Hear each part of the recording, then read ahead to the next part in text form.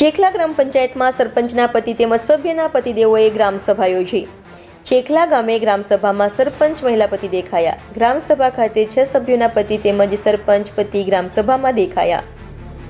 ગ્રામસભાનું આયોજન કરવામાં આવ્યું હતું, પરંતુ આ ગ્રામસભાની અંદર મહિલા સરપંચના પતિ તેમજ મહિલા સભ્યના પતિદેવો દેખાયા હતા। મહિલા સરપંચની ખુરશી ઉપર સરપંચ પતિએ અડીંગો જમાવ્યો। રજિસ્ટરની અંદર પણ સભ્યોએ જ સહીઓ કરી હતી। ચૂંટણીના સમયે મહિલાઓને આગળ કરી સરપંચ તરીકે તેમજ સભ્ય તરીકે ચૂંટાતા હોય છે। નારી તું નારાયણી કહી આગળ કરવામાં આવે છે, પરંતુ સરકારના ચોપડે પણ સરપંચના પતિ જ સહી કરતા હોવાનું સામે આવ્યું છે।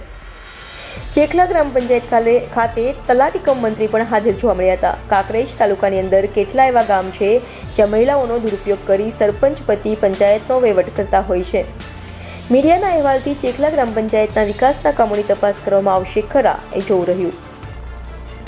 India 24 news Banaskantha.